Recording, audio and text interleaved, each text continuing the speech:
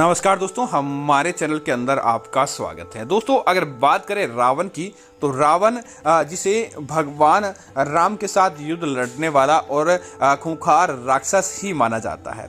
लेकिन दोस्तों, बात करें रावण के बारे में तो उसके अंदर भी कई प्रकार की अच्छाई छुपी थी। रावण जितना ज़्यादा पराक्रमी और साहसी था उतना ही ज़्यादा पंडित, प्रकांड, ब्राह्मण था और वह भविष्य के बारे में काफ़ी कुछ जानता था।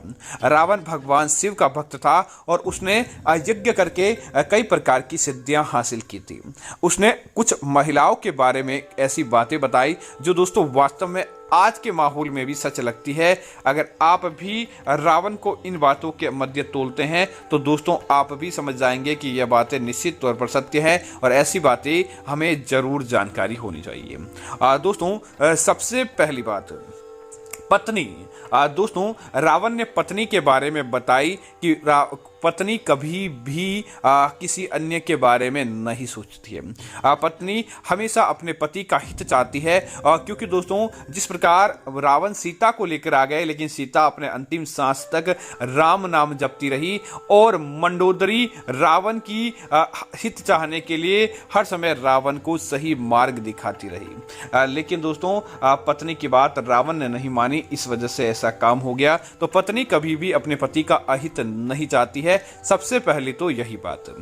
दूसरी बात की बात करें तो दोस्तों इस बात का ध्यान रखें कि मोह, स्त्रियों का सौंदर्य एक विशेष प्रकार का मोह होता है।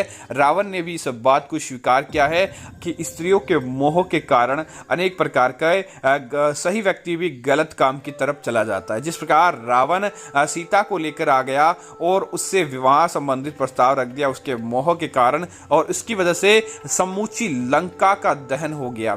इसी वजह से जो व्यक्ति स्त्रियों के साथ मोह के अंदर पड़ जाता है उसे उसकी भारी परिणाम या भारी कीमत भी चुकानी पड़ती है। इसीलिए कभी भी उनके मोह के अंदर जो व्यक्ति अपने सही कामों पर चलने वाला होता है उसे नहीं फंसना चाहिए, अन्यथा उन्हें कई प्रकार की समस्याओं का सामना भी करना पड़ता है। दोस्तों, जिस प्रकार आप जानते हैं कि स्त्रियों का एक प्रकार से स्त्रियों की बात युद्ध का कारण भी बन जाती है। इसीलिए किसी भी प्रकार की कोई बात हो तो उसके ऊपर आपको सोच परख पर ही जवाब देना चाहिए। हो सके कि 100% बात सत्य भी नहीं हो, क्योंकि जिस प्रकार रावण की बहन ने रावण को कहा कि मेरी नाक कट चुकी है, लेकिन उसे पता नहीं था रावण को किस वजह से उसकी नाक कटी है।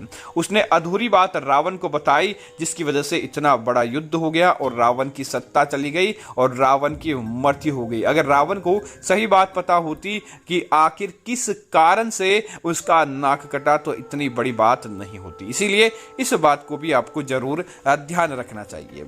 दोस्तों, इसी तरह एक चुगली करने की प्रवृत्ति महिलाओं के मध्य पाई जाती है, पुरुषों के अंदर भी होती है, लेकिन पुरुषों से ज्यादा महिलाओं के अंदर देखने को मिलती है। जिस प्रकार रावण की माता सीता के पास घूमने वाली सेविकाएं रावण को बात कह देती थी और वापस आकर सीता को बात कह देती थी, इधर से उधर बातें करना उन सेविकाओं की एक खासियत थी। तो इसी प्रकार रावण ने कहा है कि कभी भी इनकी चुगलियों पे ऊपर भरोसा नहीं करना चाहिए, अन्यथा बड़ा विकराल रूप हो सकता है। तो उम्मीद है जानकारी आपको अच्छी लगी होगी। धन्यवाद।